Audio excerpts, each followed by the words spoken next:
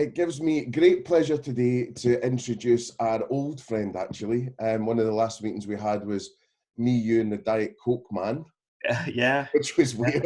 a while ago. But I'm going to introduce you today to brand design, brand guru, Stu from Nomad Studios. Studio. Yeah, Studio. Studios eventually. yeah, yeah, maybe. All around the world. Well, you've got offices around the world, don't you? No, we've got people around the world. People around the world, Yeah. and also just on a side, you've got a second life a bit with Brazil, don't you? Yeah, so yeah, my wife's Brazilian, so Yeah. we have a second life there, which I'd be there right now actually if this wasn't going on. Yeah. Oh, nightmare. Well, Yeah. today what we're going to talk about, and it's over to you in the main, and I'll chip Mhm. in, but we've done a module one already, as I think Mm. I explained to you earlier, and we've done brand DNA and how to set up your brand DNA, and we're thinking about hospitality. Mm. And then the next bit is anything you want to say about setting your brand DNA and brand positions, amazing.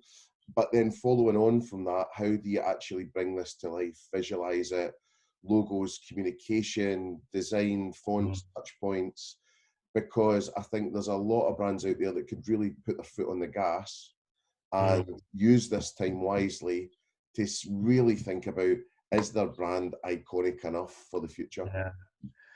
Well, look, this is this is the real magic in branding, right? Translating your strategy to creative. So if we take it a few steps back, I've been teaching at my old university for 15 years. Mm. And you see this classic thing of, they've done all their research, they've got all their building blocks in place, these students, then they push that to one side and go off and create a logo that's got nothing to do with all that hard work and all that great content you've created. So there is no right and wrong. And I'm sure you touched on this in your past module of however you want to set up your brand DNA, whether it's mission, vision, values, purpose, behaviors, it doesn't really matter as long as it makes sense to you and it's actionable. The trick is then, as I say, and that's where you probably need a bit of skilled help, is translating that visually and verbally. And what we do as an agency and what we've always done is mood boards. Mm. So we start everything with thinking about, if your behavior is around being open or transparent or brave or bold or whatever that word is, what kind of brands, what things operate in that way? Mhm. So we look for, especially looking out of category as well.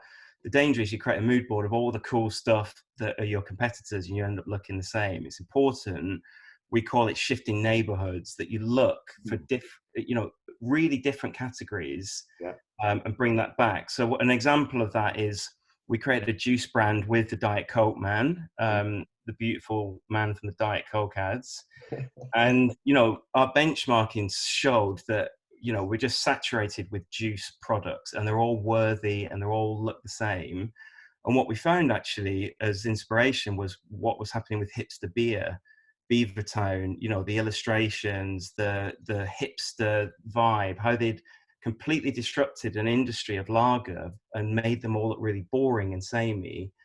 And we thought, how can we take that and bring that into juices? So it's not copying, it's not literal, but it's a mindset shift. So those things are really interesting to look as far out of category as possible, find really interesting abstract thoughts, ideas, visuals, and then think about how that becomes relevant for your brand. So we tend to do that as, you do a whole mood on logos, on iconography, on imagery, on tone, on photography, on illustration. And then you start to look at that and think what excites you and what could work. And then you can filter that noise down to one master board, and that we would call the creative brief. So there's no original creative done at this point, but you spent a lot of time thinking about translating the work you've done, the words, the building blocks, the DNA, whatever you want to call it. And you've got a kind of sense of the world you want to operate in. So that's the first thing. So I Cool. keep going. Yeah, well, I mean, I guess just a couple of things on that. I think a lot of people just do make that mistake because a lot of in the same neighbourhood, which I think is a great Yeah, sort of analogy, and you get these briefs a lot, which is, God, Leon's doing great stuff. How yeah, can we be more Leon? How can we be more Pret? How yeah, can we be more Itsu? And I think after, you know, everything that's been going on and brands doing good things, I think, you know, there's going to be even more of those kind of briefs. So I think Yeah. that's an interesting idea. Is there ever a stage where, you know, someone would say, like, I want to be so unique, sort of like Prince never listened to another Mm. music, right? Apparently, that they would just not even want that mood board guidance. They'd want you just to start. I've never had that. But the thing is, you know, if a client said to me, Leon's doing something amazing, we might benchmark Leon, but that wouldn't make it onto the mood board. So I think there's two very different things. There's a competitor benchmark, which is really important. And I can share some stuff we have to. We do color wheels. So all of your competitors operate in these color areas, and we find the areas that aren't being used. Mhm. So, you know, all of your competitors have got this kind of typography, this kind of illustration, but that will say, that will give us the argument, the case to say, so that's why we're not doing this and we're going to do that. Yeah. But it's very important that that is benchmarking to help you find the white space rather than going, oh, they're great, let's be more like them. So we just rebranded a really posh private school in Uppingham, and the brief was to leapfrog the competition, to do something so out there that it will take the competition so long to catch up that by the time they have, we've already moved on. How do you do that? Well, if you look at all the other school brands, they all operate in the same way. You know, Yeah. pictures of architecture, picture students. So you that gets you nowhere in some instances. And then we look at the tech industry and look at Airbnb and think Mm. how they're creating this warm, you know, engaging brand that's human centric, that is, you know, taking something that's quite basic, like, you know, staying in a room, and turn it into something really philosophical, like belonging somewhere. Yeah. And you start to look for the code, we call it the code of those different industries, and bring that back. And that's where you get to something really unique, and not copying. I think you can never ever ever copy. It's just professionally a no-no. So that's why benchmark your competition, but look for your inspiration really out of category, in different areas. There's a great phrase: you can't beat what you copy, Yeah, which is yeah, one, you know. And if you look at Eat, you know, yeah, you know, they didn't copy, but they took a lot of inspiration from Pret, for example, and then fast forward exactly. 24 years and Pret's bought them, you know. So But I think it just gives you anxiety as well. If you start thinking about how great everyone else is and how rubbish your stuff is, it mentally is not the right way to go. I think you've got to look for the weaknesses in the competition as well. But I think thinking of it as code, like the code of a website, is interesting. How are these brands made up? What are the building blocks, and why are they successful? So the Pret thing is all about organic, you know, this giving the sense of healthy food, and that comes, you know, they've nailed it with the imagery that they've got, and that's been so copied. But again, if you break that down, the message of that is, you know, showing people the wholesomeness of the raw ingredients. yeah. And there's a million ways to do that, you know. So understand the code and then reappropriate that for you, but in very different ways. So going back then, so you've got mood boards, you're Yeah, going benchmarking. benchmarking, Yeah, neighborhoods, which is amazing, and yeah, then going neighborhoods. in color wheels and starting to Yeah, think about that. That was an interesting one. It might even have been when I was at Pret, you know. Someone came in anyway and showed us, but you know, the Coldplay, the X and Y, mm, the X and Y, which is the little blocks. yeah, Oh, and they showed us Pret and other competitors in that form. And I wow, remember seeing like Cafe Nero like that, Costa. And yeah, that was in back to colour wheels. That was a big decision, which was Costa have got similar colourways to Pret in a lot. mm, It ain't a million miles away. yeah, Um, exactly. so that was a tough decision, but we stuck it out and just stayed Yeah. with colours. But you know, Well, just that's an interesting one, because we have in, you know, as our Nomad brand has been copied a few times by competitor agencies. You know, the tone, the things we're saying. oh, So the question is, do you change or do you stick? And we've gone, we're not, we're going to stick. We're going to go all in. You know, we created this. We're going to get behind it. So yeah, I think if people are copying you, see it as a, you know, that you're doing something good, you're doing something right, and stay true to don't shift, because that means there's value in your assets. And another anecdote, with the Premier League brand we created, the colours that we chose are as recognisable because of the way they're used as the logo over a 3-year period. So the value of Wow. your brand assets is not just the logo, it's every single bit of it, and how they're used in a unique way help people to recognise that brand. Yeah. So Pret now you have got to almost, if you just saw the purple, you'd know it was Pret. If you saw the star, you definitely know it was Pret. Mm. They've got those assets, and they just, they just repeat.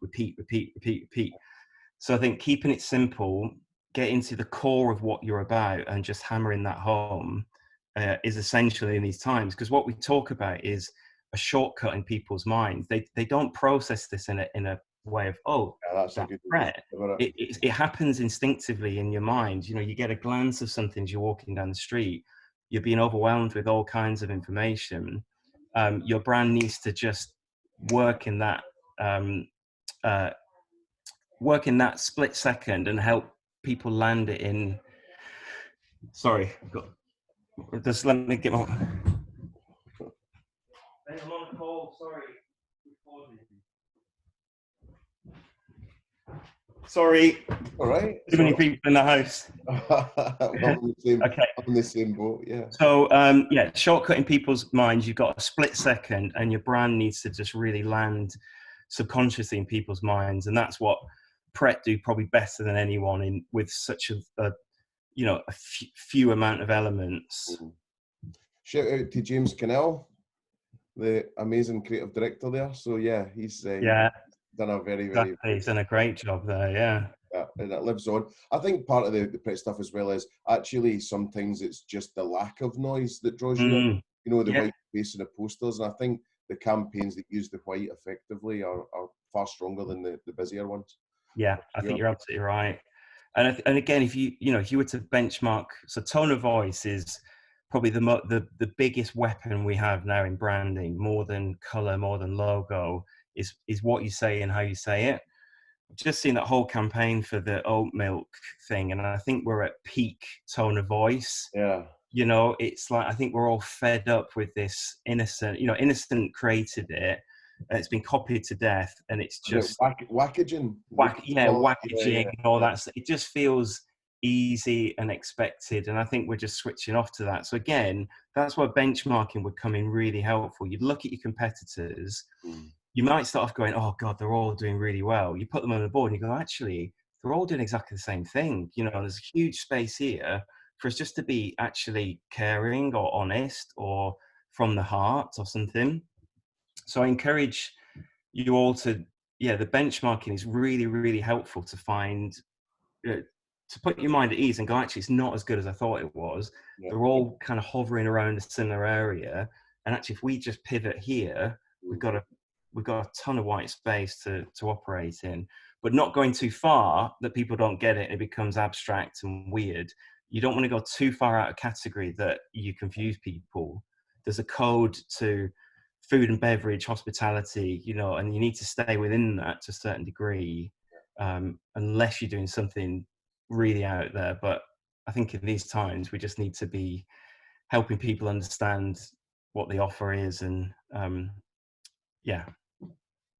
Well, just thinking about the sort of the assets and the logo and things like that, where do you sort of stand? So let's say, I don't know, Cafe Rouge came to see you. I don't know. I mean, what would help you with the decision if the colorways had to change or the logo had to change, because what you see a lot in food and drink as well is, it's the weirdest thing, right? Well, someone new comes in, right? And they go, right, we need to do the brand work because it isn't working or whatever. You do it. And then they go, right, well, what we need is a new logo. And then someone up high goes, wait a minute, we can't afford to refit all these stores. Yeah. What we'll do is we'll change it on the website and we'll change it on the menu. And everyone will know, and then you've got this absolute juxtaposition of, I think there's been quite a few brands doing that. So how would you approach that? Well, look, so there's something about logos which it is fascinating that changing a logo can terrify grown men and women. And my stance is always, a lot of the work we do, say with Sky or um, lots of brands, we don't actually change the logo, we change everything else around it. And I think if the brand's not working, chances are it's the product, not the logo, that's not working. There are some things, whether bad reputation or it's just old and it's not aged well. But I think looking at as the brand as a whole and how you can supercharge all the other elements, and I think in these times especially would be a last resort to look at changing a logo. So I think you could transform Cafe Rouge without touching the logo. And I think there's something that around provenance and authenticity that's just lacking there, that you'd start to build that in and build stories into it. So I think I'd always question whether you need to change the logo. I think we've done brand HMV, we did, where we changed the logo everywhere, but on the stores it was the old one. Half me thinks people don't really care, they don't even notice. The Yeah. other half me thinks it's a bit of a mess and it's a difficult message. I think when you look at the great rebrands like Airbnb, it's Mm. primarily a digital product, so they can flip the switch overnight and it's a whole new user experience and it's phenomenal, and you Yeah. get that massive change in the physical space. It's just simply not worth Yeah. changing a logo on. And we've had that with SSP, with Upper Crust. I think there's 4 different Yeah. logos in operation, and actually they should have just stuck with the original one, but change all the point of sale, the food photography, the quality of the food, the messaging, all of that would have created so much more change than the logo on top. And yeah, and I think one of them's vaguely similar to a Pret logo. I think one in Reading. Yeah, yeah, Um, but I think you did some incredible work there, and it's kind of how we met, and yeah. really kind of freshened it up. But I don't really know what's going on with it now. But yeah, I think that's a good point, which is then part of that creative brief is maybe sense checking the logo, but if physically you just can't do it, then Yeah. do everything else around it. Well, think why are you doing it? Are you changing your offer? Mm, Have you got reputational issues? Have you been bought, or is it really, really dated? And if mm, it isn't any of those, just park it and change the colors, the type, the tone, the photography, and you will get all the benefits of a rebrand without the pain of mm. changing all your storefronts. So I really think that for the 99% of the brands on the high street, that simply doesn't apply. But there's still so much work to do that can be done um, on your business as usual comms. And where do you stand on? Because sometimes I get a little bit angsty about things that are just font, like just it's a word mark rather than Mhm. a logo. Do you feel? Well, I mean, I guess it's to try and figure out. Do you always feel that it needs a bit of a kink? It needs something ownable within it, or is there some Yeah, kind of well, I gap think you with need it? Or the common practice is you'd have at least an icon with it, and that will help you in all kinds of different touch points. The way we're doing brands now is kind of very modular, so it's a kit of parts that gets more complex as the space increases. So if you start with a favicon, if you take Pret, you've just got the star with the purple background. If mm, you've got a signage, you could have Pret a Manger, freshly baked, whatever. You can have a bigger message there, and it's how that just packs down depending on space, but it's a coherent message. So that's the thing to do, is to make sure that think of your smallest case touch point and build for that, because it will work big. So it's got to be simple, but it's got to be ownable and recognizable. And that's where you say a kink or something like that. That's why we put kinks in logos, or we put squiggles, or we put things on, mm, is so that people remember, it sticks in their minds, rather than a simple word mark which doesn't. If you take McDonald's, they've done a really good job of that. Rebrand is actually pretty good, going from the plastic red to this warm green, yeah, the Helvetica font, but they've still got the golden arches, which has got all of that Americana. Whether you love or hate McDonald's, Mm. it imbues meaning, and that only happens over time.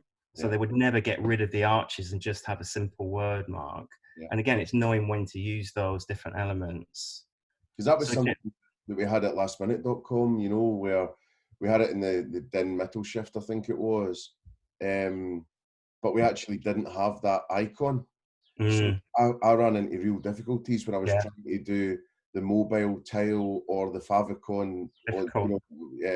on the thing, on the Yeah, web address, and it was like, oh, what you doing? And we were making up like play buttons, and then we had LM, and it didn't mean mm, anything. And so it is dead handy that you've got Nando's, and then you've got the the sort of chicken. Yeah. chicken, you know. Also, if you don't have the chicken and then you ask a brand agency to come up with a chicken, it's so difficult because it's such an abstract thing to retrofit that on, that not they were like, well, why would you have a chicken? When they did it, it's like, oh, chicken, cool. If you didn't have it and then 2 years later we go, we think you should have a chicken, they'd be like, why?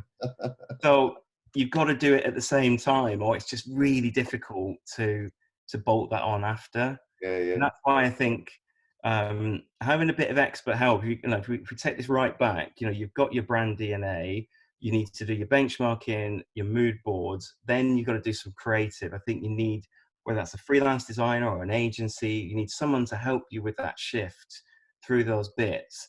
And then what would be really smart thing to do is to map out all of your touch points and think about where this brand needs to live, what it needs to do, and what it needs to say yeah. before you start creating. So if you just think of, coffee cups, receipts, app, storefronts, point of sale, wobblers, whatever those things are, and then the designers will make sure that it works in that world. I think another thing I've seen is the client almost getting too involved as well in that process. And I know they need to be happy, but having worked with Simon Thompson, amazing marketing guy, was at Apple, and he was my boss at Last Minute and all that. He ended up doing Power of Dreams with Wyden and Kennedy and all that. Mm, He was brilliant, where he just was like, do you know what? It scared the life out of me sometimes, but I mm, always trusted my agency and I let them run with it. I think we see it a lot in hospitality that operators rule the roost, mm. and then sort of almost pragmaticness comes in, where or pragmacy, I don't know what Pragmatism. that is. Yeah, Pragmatism, yes. yeah. Making up words here. So yeah, so I think from that point of view, I mean, what are you seeing? Do you create this beautiful looking baby and then someone draws a moustache on it, or what? Well, it's definitely familiar. I know what you're saying. We encourage um, clients to be as involved as possible, because we say, look, no one knows your business better than you. So it's a double-edged sword in a sense of, we have to do this together. We really want your input, but you have to trust us. Don't trust research. There's no point paying for an agency and then getting a bunch of strangers in a room who came for the 50 quid and for free biscuits to choose which route to go with. Yeah, We'll only do one route. We'll do the route that's right, rather than a beauty parade. So I think there's two things: is come with us on the journey, but trust your agency and know when to let them lead and not water down. yeah, Because I think, especially in the comms, when it gets, the copy gets rewritten and you've lost that initial spark of awkward magic that the creatives had, and now it's got the price point 3 times and the type's bigger, it does get spoiled. So I think it's that fine balance of input is essential, but trust and giving a bit of space is essential as well. and then what about the difference between branding and then online, how that translates to online, and then also how that translates to, like, communications and campaigns through the year, and how do you see all Mm. that living together? Well, they are one thing. It's as simple as that for us. So there is no digital. It is just one thing Yep. spread out across a bunch of channels. What we tend to do now is, in the past, you'd do a brand job. Hey, it's been 10 years. Can you rebrand us? Yeah, there you go. Here's the guidelines. See you later. See you in 10 years. Now, most of our clients we work with every day, we create the brand and then we iterate daily. So it's what we say now is when you get your new brand, that is day one. It doesn't stop. It's only just starting. So you've got to invest in that new brand every single day on every channel, and you've got to keep iterating and tweaking it, and that way you spread that cost so you don't get that huge 10-yearly big change, but you're doing that daily.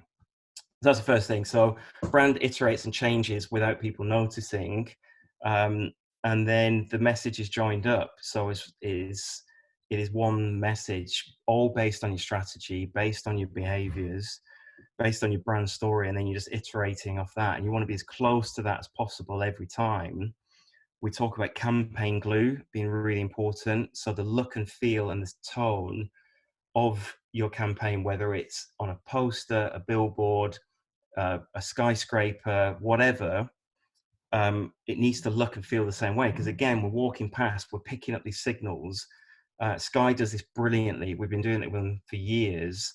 That you watch the cinema ad in the cinema and it's like, wow. Then you open the paper and the dirty DM falls out, but it's got the magic sparkle of the cinema ads. It's like, wow. And it's like, buy now, £50. Yeah, great. So campaign glue.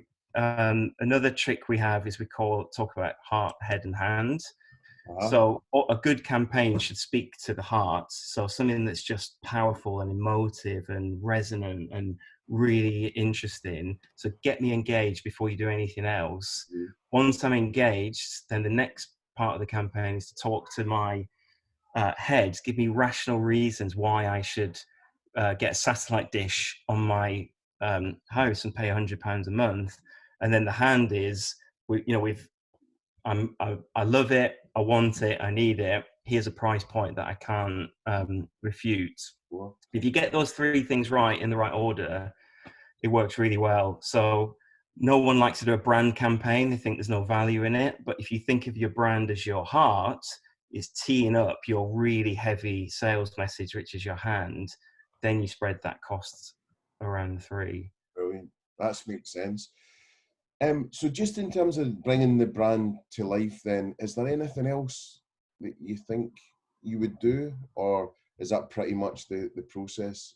Well, no, I mean, there's a lot more. Look, we tend to do, so once you've got all your stuff that we talked about, you need to create your original creative. And I think whether that's one or two routes, we tend to think about putting all of our love and energy into getting the one right, rather than, you could be this or that or the other. No, we've done all of that work, so we're not going to be the other or that. We need to be this. So we've done that heavy lifting, so we need to bring this to life. And then you have to trust your gut. You have to, go back, and it probably is a brave decision, because you've found white space where no one's operating, so it's going to feel different.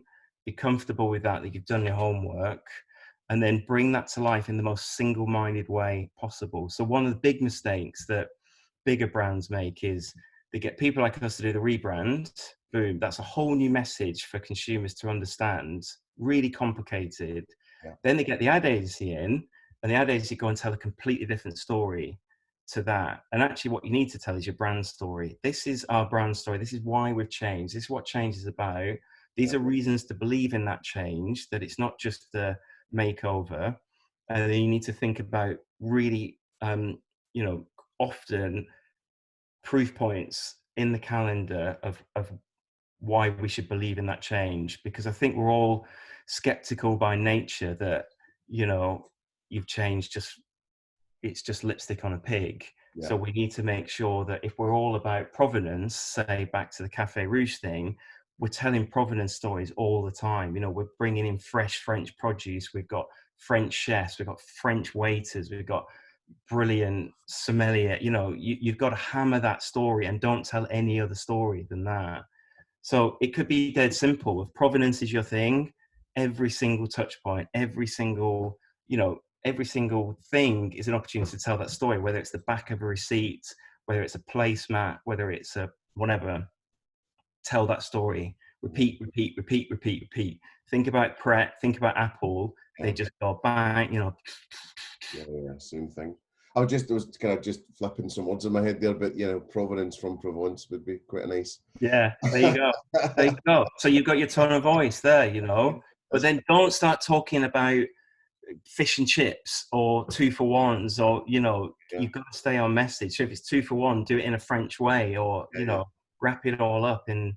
Are you going to do that? You going to do the accent? Do the No, I'm absolutely not going to do that. well, no, I mean, I think that's brilliant advice. I Right. think that's really good, and I'll be able to sort of summarise that. But there was a couple other things I was going to ask you as well, because we've not spoke for a long time, and you've done amazing things. So, you were responsible for working on some great things. So it would be good to just talk about that for a wee sec. But you've got Premier League, you've got Sky.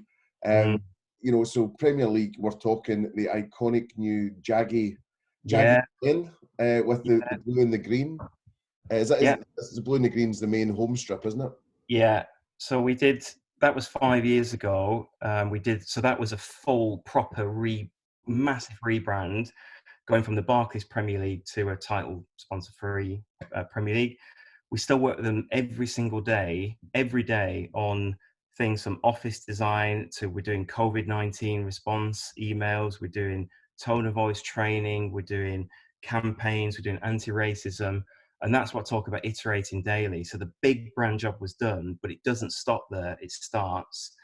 And it's all about relationships. It's all about telling that story, telling your brand story in all those different channels. Same with Sky. I've been working with Sky for 20 years. Took them from a porter cabin startup, flogging dishes, to the entertainment company that is today. Again, it's that daily investment and iteration in the brand, telling complex stories in simple ways. We do that for King, the Candy Crush guys. We do it with women's football. We've helped take them from an average attendance of 87 to thousands. I think the average attendance has gone up 11,000%. So this stuff works, but it's got to be joined up. It's got to be thought through. It's got to be done properly, and it's got to be coherent. Yeah, and it's not easy, Oh, unfortunately. just makes me feel good. Like when I'm watching the football, I'm like, I know him, I know that guy. Yeah. But I just, I mean, it's outstanding. I mean, there's no other word for it. I mean, Thank you. absolutely outstanding. And what about favourite brands? Have you got ones that you're just an absolute fanboy of, or are you a cynical old brand guy that? No, I'm not cynical at all. No, I mean, my favorite brand is probably Elon Musk. So as a person, but I think he is a brand in many ways. I think so many brands are doing a take on something where he's genuinely trying to invent a new future. So whether you love or hate him, or whether it'll work or don't, it isn't going to work. I Yeah, think his mindset and his thought process is incredible. And I just wish the Tesla cars would look less like a car. I just don't know why they have to look so yeah. much like a car. I'm But sort of mixing them up with sort of Jaguar stroke Maserati. but They're I not think a million miles away. But I think that goes back to our conversation, is if he made them look like spaceships, no one would buy them. So he's gone out of category, he's shifted neighborhoods, he's done all these things, but he's probably gone, actually, this needs, right now, it needs to look like a car so people can understand it and they know what it is. And then you've already seen with the Cybertruck, where this thing can go. But I think it's really smart, actually, is make it look like a Ford. People get it. It's all about the tech, and then once we're used to it, we'll take it in a new direction. And I think that's a good lesson for all of this, is you want to find that white space, but you don't want to alienate people and be too weird and misunderstood. Yeah, it could be an issue. Mm. Any other sort of brands you're a bit of a fanboy of? Oh, God, I should have a better answer to this, shouldn't I? I'm the same. I'm like, oh, I don't know. There are, but my mind's gone blank. Yeah, I mean, I think actually the stuff like Amazon, which the branding is awful, but the product is just phenomenal. So I think we tend to now love brands for what they do for us rather than what they look like. I think Apple gets a bit bashed, for being a bit cold and a bit distant and a bit premium. Whereas Amazon is none of that, but it actually makes your life better every day. So I think, you know, in these times, I think brands will be remembered for what we did to help people. And you already see the brands getting bashed for anything that looks like self-promotion. Yeah. So I think it's about being genuine, it's about knowing who you are, and then it's about activating on that in really authentic ways. And authenticity is the key word in this. There's a couple of really good examples, like Brewdog did the hand sanitizer Yeah, gel, right? But they got not blasted, but they got a few comments going, well, why is it branded up beautifully? yeah, yeah. And I thought that was a Donald got great slammed. done. But I can understand. But then, interestingly, when you saw, was it LVMH? When you saw theirs, it just had a dirty, great big white sticker on it with like the, you know, almost debranded. You know, just Right. the text saying what's in it. Yeah. So Yeah. it's kind of quite interesting. There's some great brands doing some great stuff. You know, Leon's doing amazing. See, Yeah. some guy. So there's a pub company called Yummy Pubs, right?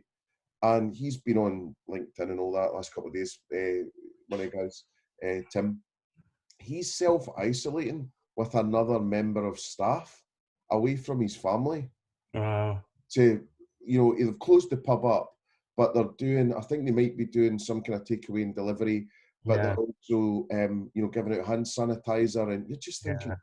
these people are heroes. I mean, I know obviously, it's But not. that would do more for your brand. Like the Weatherspoon guys come out and basically throwing all these stuff under a bus. Yeah, If you know, I would never go in the places anyway. But I think that would be a genuine reason for people not to go there when this is over. So I think do the hard work now, make the sacrifice, and you'll be remembered for it. But it has to be genuine.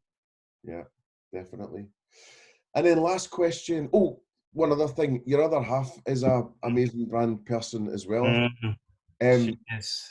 so just to say thank you to her for the amazing brand job on the National. Yeah, yeah. Oh my God. I'm just completely in love with that. And again, when I see that, I'm like, I know someone that knows her. It's just, you Yeah, know, like if anyone's seen the Nationals album, it was even called that one, that album. Can't remember. One with the house on the front anyway. But yeah, just that striking blue and white yeah. is, oh my God. I mean, just. Yeah, she's the real talent in the house. I'm just making it up as I go along. And then very last question. What does your poster say behind you? Oh, Wim Crowell. It's a very famous Dutch designer who died recently. Oh, Wim right. Crowell. So a friend of ours designed it in honor of him. Yeah, Good yeah. stuff. All right. Well, what's on for the rest of the week then? What? Sorry. What's on for the rest of the week?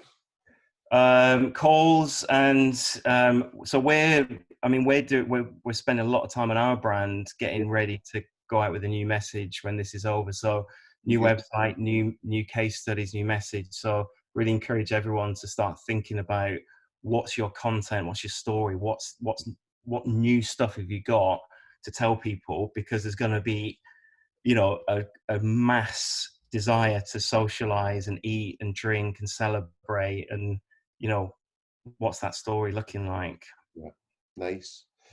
Stu, thanks so much for Yeah, taking the time. And yeah, I'll let you get back to your day. And yeah, we'll get this up next couple of days, and I'm sure it will help hundreds of people, if not thousands. So thanks for giving great. us time to It's a do it. pleasure. Yeah, Absolute go and pleasure. see Stu if Great you to chat to you, Mark. say again. Always a pleasure. Great to chat to you. Always a Yeah, pleasure. it's been a while. Yeah, It's been a while. I'm yeah, glad we're matching in the black and the yeah. sticks and Exactly. beers. Exactly. All right. Take it easy, Great. All friend. the best. Stay well. Bye. See ya. Bye.